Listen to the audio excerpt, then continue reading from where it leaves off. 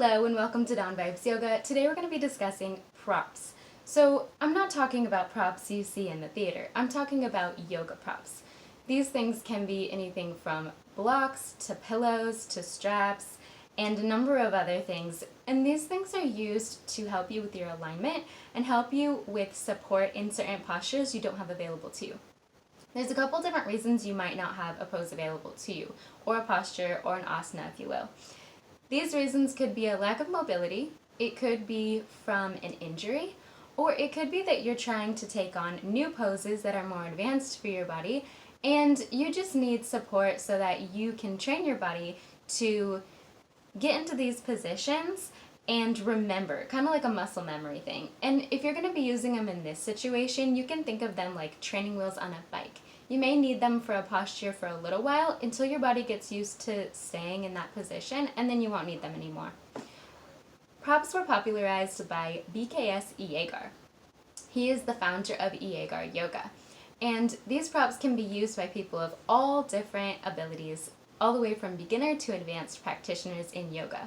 The first one we're going to be discussing is a yoga block, also known as a yoga brick. And these, I believe, were originally used in a wooden form, and mine are foam, and you can also get them in cork. These are really great for placing under your hands in certain poses. So for example, if I was trying to touch my toes and I didn't have that available to me, I could put these on the ground all the way up like this, and I could get a lot of lift, and then I could slowly bring them lower until I can touch the ground by myself. So these are really great to have on hand, and they can be a little bit pricey. You can find them on the internet or at any store pretty much that sells like sports items and things like that. If you don't have this, a large book or a dictionary will work perfectly fine.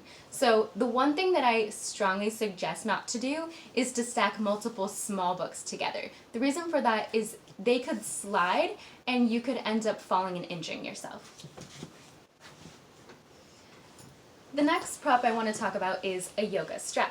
So if you've noticed, the yoga strap has a little D-shaped, I'm not sure what this is called, like a ring, I guess. I think it's just called a D-ring. And this means that you can take one end of it and you can slip it through and you can create a loop. And if you're creating a loop like this, you can place one of your limbs in it, like a foot or your hand, and you can use it to pull against. This is really great for stretching, and I'll show you real quick one of my favorite stretches. So if you've ever tried to touch one hand behind the other and you haven't quite been able to reach, I'm going to show you from behind what you can do. So I'm going to turn around here. I'm going to make sure you can see what I'm doing. But you're going to take the hand that you want to reach up, and you're going to hold the strap in that hand and just let it hang down. Then you're going to take the hand you want on the lower end of your body, and you're going to wrap around and grab it, and then you're going to take both hands and slowly inch them towards each other until you feel a good stretch.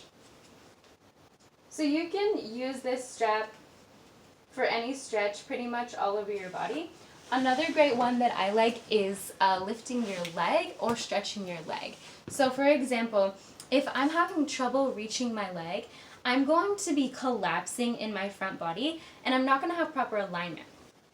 If I can't reach my leg, of course. So I can take my strap and I can either just place it, sorry, my socks are funny. I can place it right on my foot with both hands holding my strap, or I can do that loop that I showed you earlier. And I can place my foot in that loop, pull it, and now I can move my leg anywhere I want and I can keep my body in proper alignment. If you don't have a yoga strap, a belt works in pretty much the same way. The only difference here is you have this little tooth that sticks out, and in that case you're going to want to make sure that if you're going to do the loop that I just showed you, you don't want your little holes on your belt to get stuck in the loop. That could be annoying. So just trying to make sure that stays out of the way is pretty much the only issue. With a belt, you may notice it is slightly smaller than a yoga strap, but typically that's not too much of a problem. The last thing I want to talk to you about is a yoga bolster. So I actually don't have a bolster, but that's perfect for this video because I have an alternative, which is a pillow. You can use a thick pillow, and I think that a really good pillow to use is ones that are meant for the couch because they typically are a little bit firmer than ones that you sleep on. So this can be used as support in Shavasana, so you can place it under your head. And if you don't want to lay completely flat because you have lower back pain, you can place it under your knees. I don't know if you can see me, but you can place it under your knees and lay down, and that's going to create flatness in your lower back so you don't have an arch that may be painful for you. Those are all the props I have to show you today. If you have any questions, you can let me know in the comment section below. I've also linked my email, dawnvibesyoga@gmail.com, if you have any questions for that. These props will be used in my other yoga videos occasionally, so I want to make sure that you know what they are and you know what to expect. If you love yoga as much as I do and you want more videos like this, hit the bell so you don't miss any future ones. Thank you so much for watching Dawn Vibes Yoga. May you always be happy and free.